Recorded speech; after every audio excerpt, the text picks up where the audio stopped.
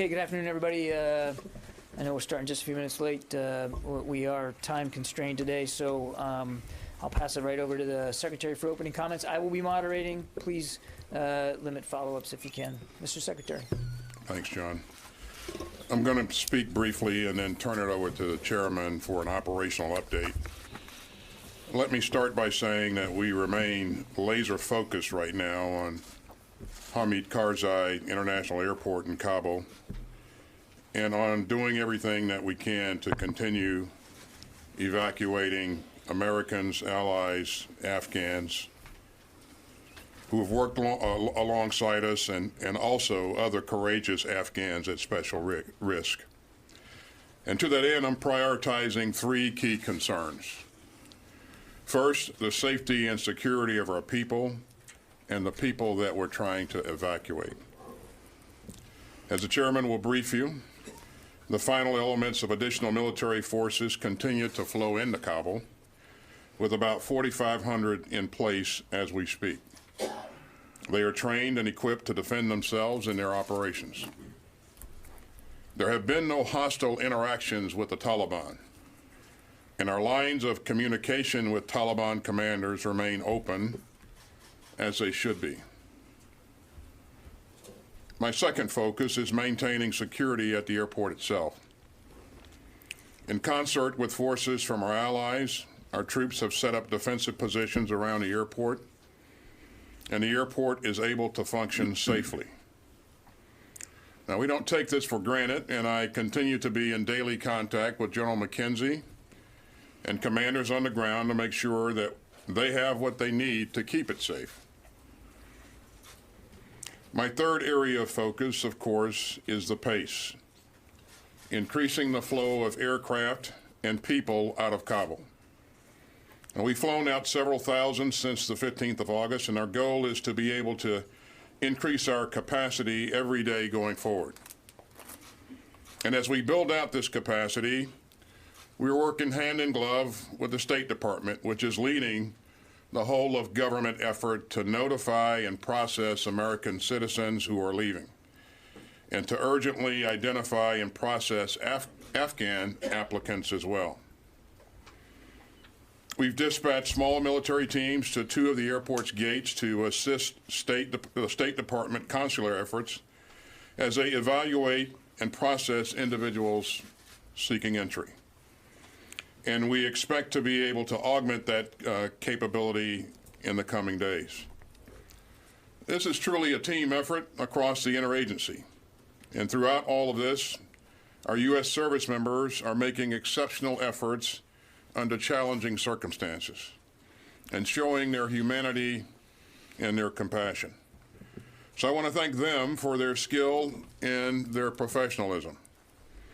It's not lost on me that even as we conduct this very important mission, we also continue to help our fellow Americans deal with a new surge in the pandemic, and the citizens of Haiti deal with the aftermath of an earthquake. Let me also thank General McKenzie and Rear Admiral Vaisley, who is the commander of U.S. Forces Forward, and Major General Donahue of the 82nd Airborne Division, and Brigadier General Sullivan for their leadership at this critical time. It is making an enormous difference. And they know, as I do, that there's a lot of work to be done yet. Now, all of this is very personal for me. This is a war that I fought in and led. I know the country, I know the people, and I know those who fought alongside me. And as I said, we have a moral obligation to help those who helped us. And I feel the urgency deeply. So I want to end with a word for the force and our military. I know that these are difficult days for those who lost loved ones in Afghanistan and for those who carry the wounds of war. Especially now, we mourn those who made the ultimate sacrifice in Afghanistan. And let me say to their families and loved ones, our hearts are with you. And the U.S. military stands as one to honor those we've lost. Now, Afghan war veterans aren't some monolith. I'm hearing strong views from all sides on this issue, and that's probably the way that it should be. What's important is that each of us will work our way through this in our own way. And we need to respect that, and we need to give one another the time and space to help do it. Our greatest asset as a nation is the extraordinary men and women who volunteer to keep us all safe and their families. We honor your service, we understand your sacrifice, and we will never forget it. And so with that, I'm going to turn it over to General Milley, who can talk about where we stand operationally. Good afternoon, everyone, and thank you, Mr. Secretary. What I'd like to do is give you an overall situation update as of today and what our next steps are. Currently, the United States military is focused on the specific mission of conducting a non-combatant evacuation operation from Afghanistan. This is likely to be probably the second largest NEO conducted by the United States. Our key tasks are to establish and maintain security at the Kabul International Airport, defend the airport from attack, evacuate all American citizens from Afghanistan who desire to leave this country, evacuate any third country national or allies and partners as designated by the Secretary of State, evacuate personnel with State Department designated special immigrant visas, and evacuate any other evacuees that the State Department designates. The President of the United States made a decision to withdraw U.S. forces from Afghanistan on April 14th. Since that date, we conducted a deliberate and responsible drawdown of U.S. forces to less than 1,000 with the specific task of securing the U.S. Embassy and our diplomatic presence in Afghanistan. Since then, the security situation rapidly degraded. Today, the situation is still very dangerous, very dynamic, and very fluid.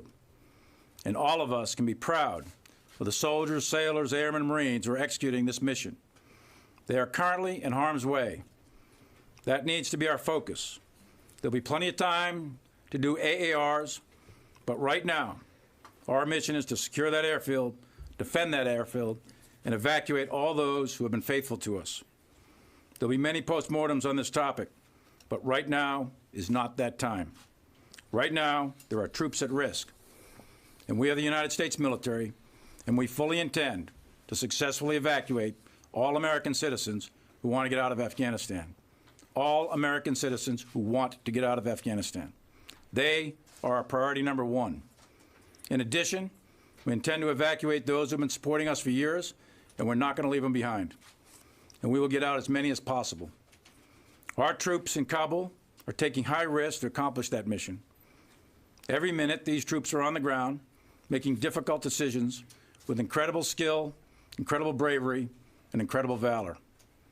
Currently, the security situation at the airport is stable. However, there are threats, and we're closely monitoring those. At any moment, they could happen. We can identify them.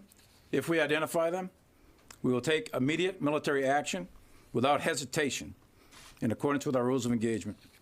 And the Taliban and every other organization in that country knows it. The Taliban are in and around Kabul right now, but they are not interfering with our operations. Through the State Department, the Taliban are facilitating the safe passage to the airport for American citizens, that is, U.S. passport holders.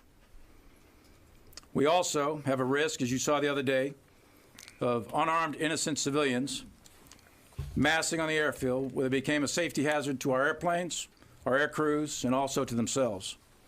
And we currently have that situation under control inside the airfield.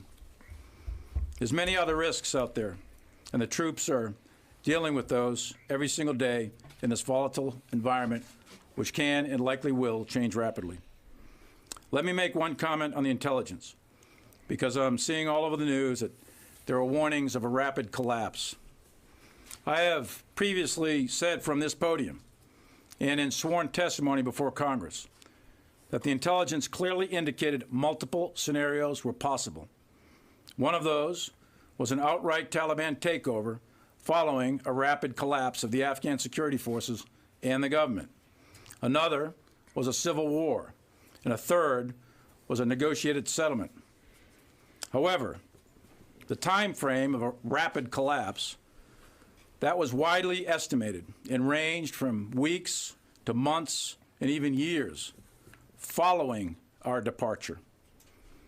There was nothing that I or anyone else saw that indicated a collapse of this Army and this government in 11 days. Central Command submitted a variety of plans that were briefed and approved by the Joint Chiefs of Staff, the Secretary of Defense, and the President. These plans are coordinated, synchronized, and rehearsed to deal with these various scenarios. One of those contingencies is what we are executing right now. As I said before, there's plenty of time to do AARs and key lessons learned and to delve into these questions with great detail. But right now is not that time. Right now, we have to focus on this mission because we have soldiers at risk. And we also have American citizens and Afghans who supported us for 20 years, also at risk. This is personal, and we're going to get them out. And we in uniform have a deep commitment to this mission. Now, let me give you an operational update. The security situation, as I said, is currently secure at this time. And since 12 August, we've deployed 2 United States Marine battalions, 1 battalion from the Minnesota National Guard.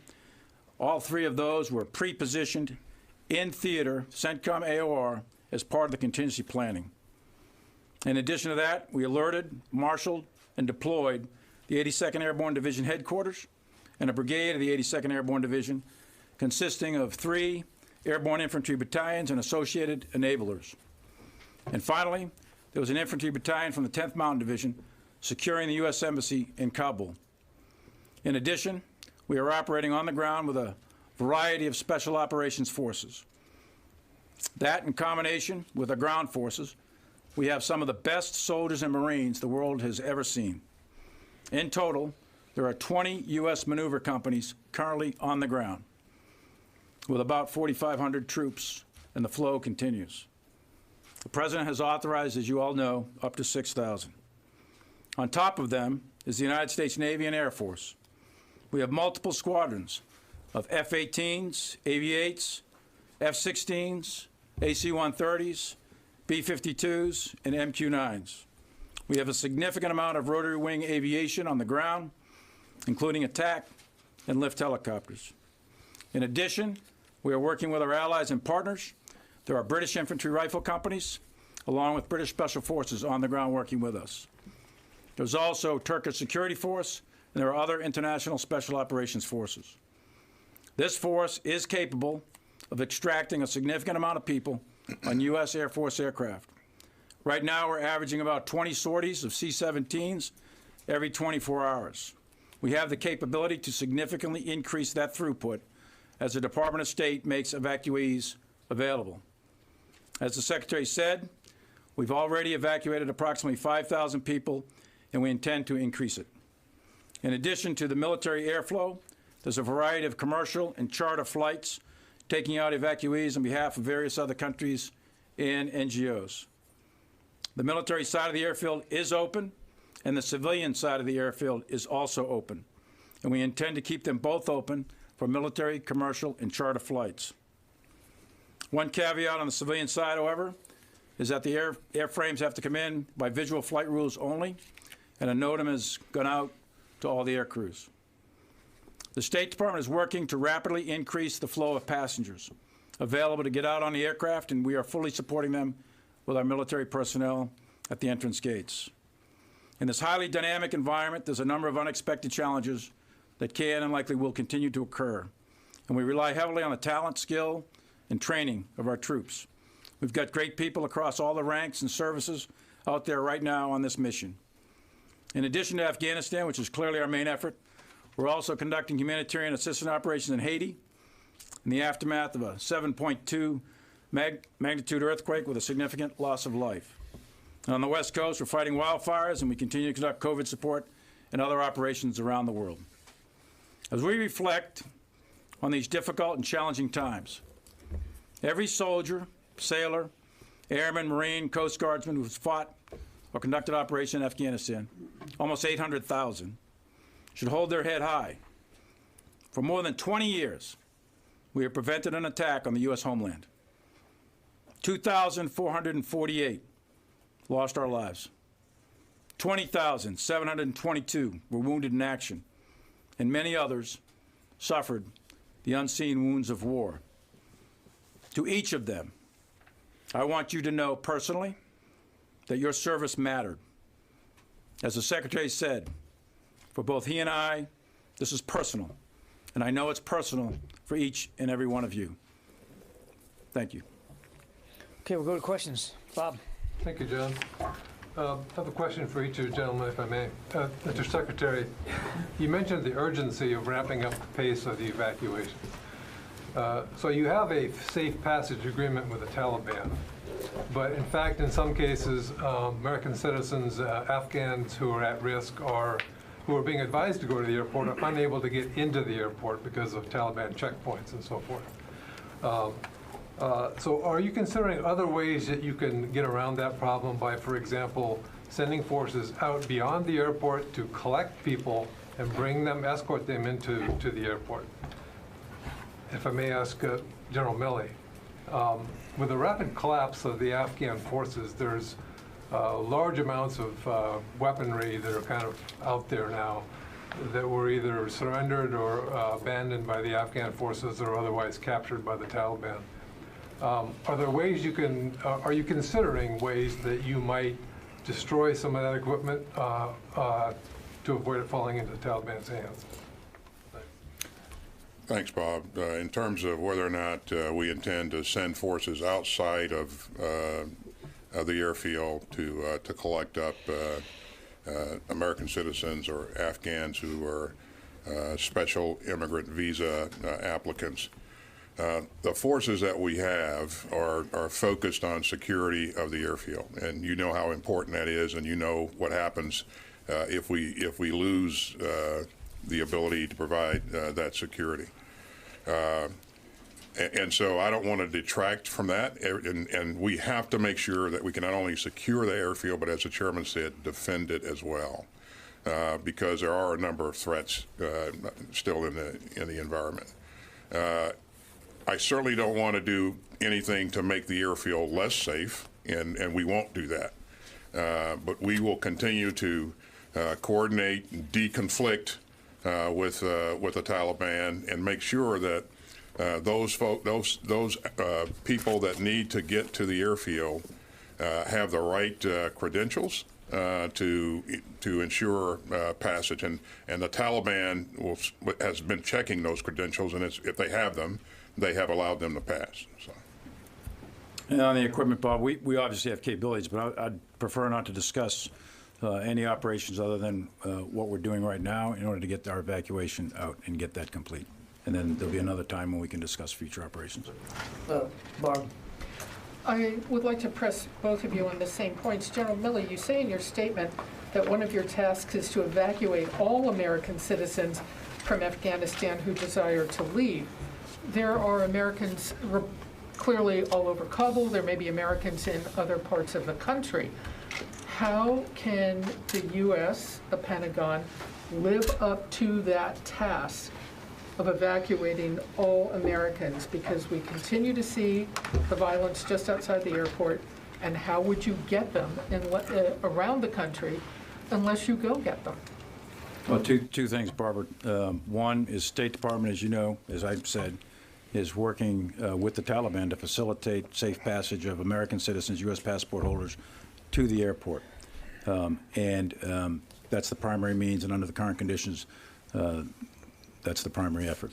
We have capability to do other things if necessary. Well, can I ask you what that means? Because you also said there were international special forces there that have a capability to extract, and those words suggest very clearly in the military realm you would go get people.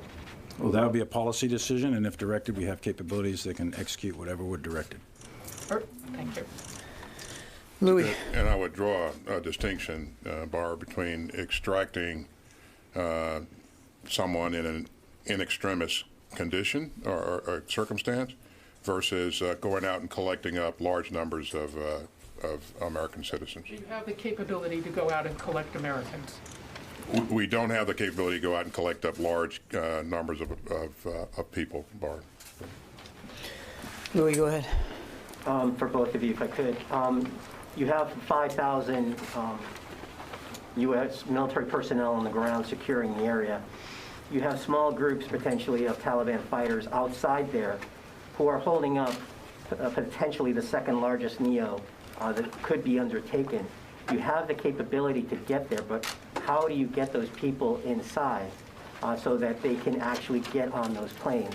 And both of you have served in major command roles inside Afghanistan. Did you not see the possibility that the Afghan security forces were not up to this fight? We continue to work with the State Department officials on the ground to improve the procedures, at the entry points to make sure that we can speed up the process of getting people in and move them onward. And so the state is deploying more consular officers to be able to help with that.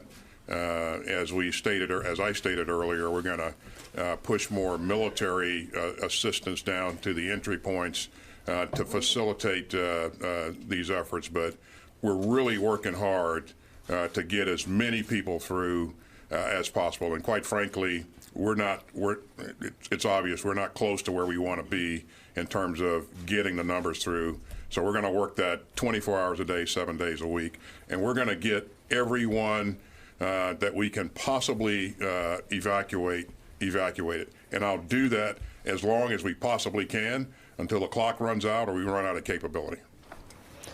And also about the Afghan security forces.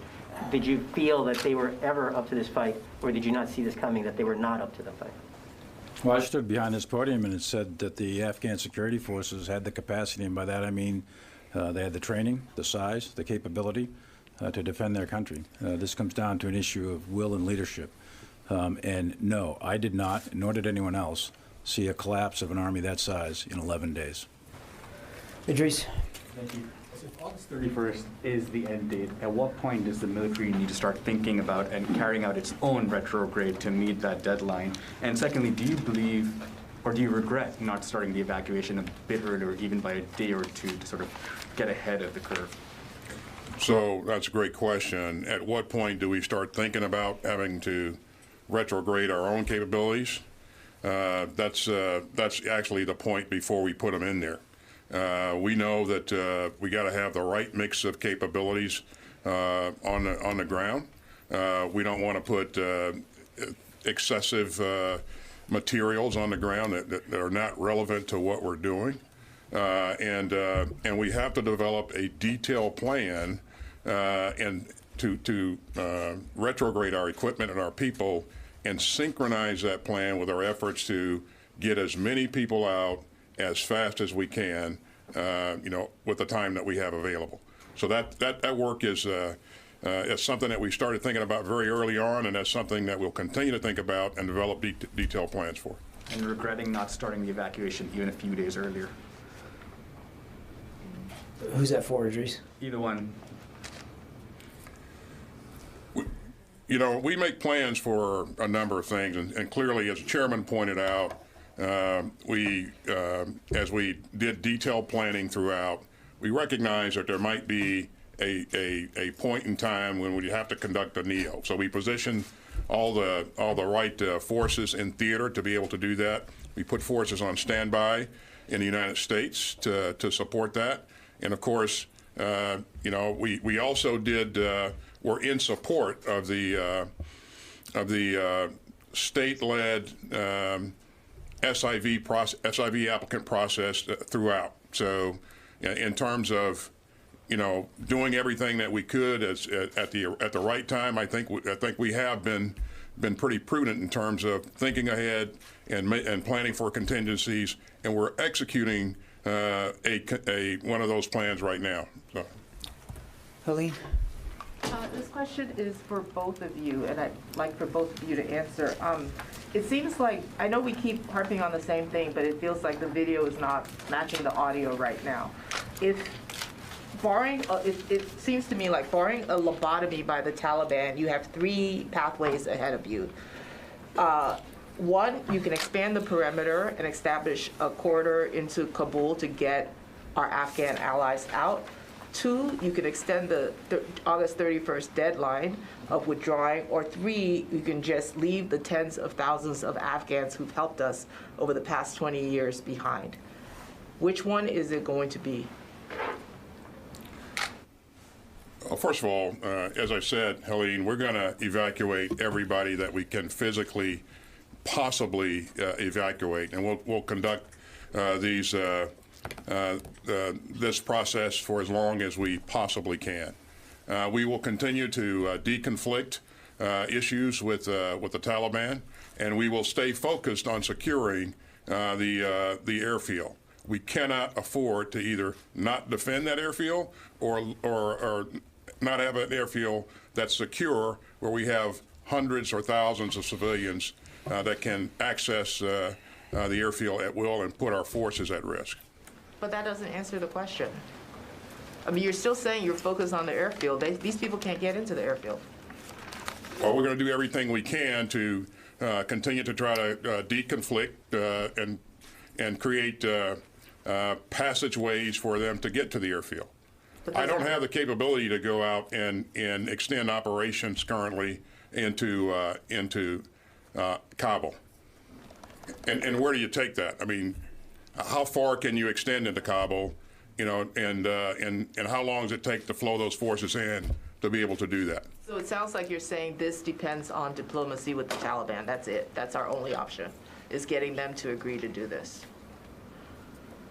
Well, let me add something here, Helene. We got a couple of entry control points set up, a north one, an east one, and a third one at Abbey Gate. They're currently manned with consular officers, Marines. This is all part of the perimeter. Messages have gone out by various means of communication from the State Department to American citizens and others, and they're being told to go to those gates. Right now, we're processing at about, I think the last report was about 120, 130 an hour, something like that, at the north, and about 340, 350 an hour, something like that, at the south gate. So right now, there's a steady flow of people. Now, as that goes on, I think those numbers will continue to grow, and as those messages go out. And I would tell you that for the American citizens, passport holders, the Taliban and the State Department are working out a I got it, but they're working out a facilitation measure. So those numbers are likely to grow. For the others, the State Department is still working through exactly getting the procedures for the evacuees to get to the airfield. We'll get it, Jen. Defense Secretary Austin, how many U.S. taxpayer-funded military aircraft have been flown out of the country, and what are you doing to get those back? We've heard of Afghan pilots taking those planes to third countries. And General Milley, you talk about the intelligence reports, and you said there wasn't anything suggesting 11 days that Kabul would fall. But you do mention there were some reports suggesting it could fall apart in weeks. If so, why did you abandon the Bagram airfield? Why did U.S. military pull out, given the uncertainty? Yeah. Oh, go ahead. Jen, in terms of the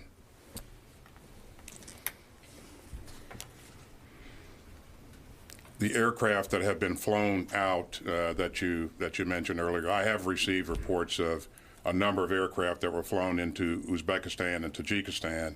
Exactly how many, I don't have firm numbers on. In terms of what we're doing about them currently, right now, Jen, we're focused on the airfield and getting people out safely. And so we're going to take that issue up at a later date.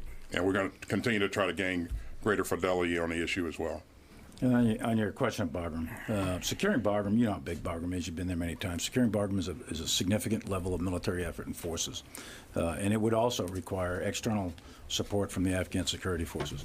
Our task, given to us at that time, our task was to protect the embassy, in order for the embassy personnel to continue to function with their consular services and all that. If we were to keep both Bagram and the embassy going, that would be a significant number of military forces that would have exceeded what we had, or stayed the same, or exceeded what we had. So you had to collapse one or the other, and a decision was made, the proposal was made from CENTCOM commander and the commander on the ground, Scotty Miller, to go ahead and collapse Bagram. That was all briefed and approved, and we estimated that the risk of going out of Kaya, or the risk of going out of Bagram, about the same. So going out of Kaya was estimated to be the better tactical solution, in accordance with the mission set that we're given, and in accordance with getting the troops down to about a 600, 700 number. Okay, we've got time for two more, and I haven't got to the phones at all, so we'll go to Dan Lamoth from the Washington Post. Yes, thank you. General, just to follow up on the Bagram versus HKIA question. HKIA has a single runway, with the commercial airport making it much more difficult to defend that runway. We've already seen that this week. Bagram has 2 runways. It would have been a lot easier to protect people once inside. Is there any thought of retaking Bagram in order to expedite this evacuation? And if not, why not? I won't, good question, great question, but I'm not going to discuss branches and sequels off of our current operation. I'll just leave it at that. Okay, and I think the last one for today will go to you, Court.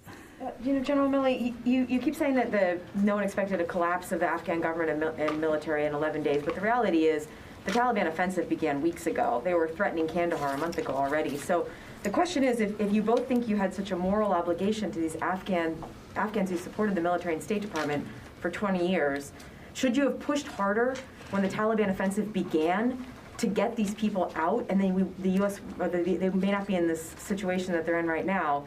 And then also, if there is this U.S. military-Taliban deconfliction process that's going on right now, have you been asking them to allow the Afghans through, and has the Taliban denied that request? Is that why there's not some effort? The State Department or the embassy put out a statement today saying that the U.S. couldn't provide any safe passage for these Afghans. Is that because the Taliban won't allow that in these deconfliction? It's a very dynamic environment, as you would imagine, and of course there have been things that have occurred that we do hear reports of people getting turned away from by checkpoints. We've gone back and tried to and reinforced to the Taliban that if they have credentials, they need to be allowed through, and so that's working better than it was. And quite frankly, we have. The major issue right now is processing the people who are there as fast as we possibly can. It's not a dearth of people, getting there. It's just being able to move the folks that are there through so that we can get them on aircraft. But there have been some unfortunate incidents that I've learned about. And we continue to work to try to deconflict and make sure that there is safe passage for the people that are trying to get to the airport. Have you asked the Taliban, or has the military asked the Taliban to allow these Afghans through and they've declined? We continue to work that. Yes, we have. We have gone back and emphasized that people who are trying to get to the airport and have the right credentials need to be allowed through. Because right now the airport represents safety to a lot of these people. As the Taliban are in Kabul, they're worried that the longer they wait to get there to a secure airport, even if it means they wait there several days to get on a flight. So that's why there's this freneticism to get them through. And then also, if you could also address the question of, should you have pushed harder when it was clear that this Taliban offensive was gaining momentum, a month ago down towards Kandahar and other places? Well, like I said up front, there's going to be plenty of time for AARs. Right now, focus on the mission, focus on these people getting out, American citizens, the SIVs, others, Afghans at risk. And there's going to be plenty of time to talk about regrets and pushed harder and all these other kinds, intel assessment, et cetera. Plenty of time to do AARs. Right now is not that time. Thanks, guys. We're going to have to go. Appreciate your time. Thank you so much.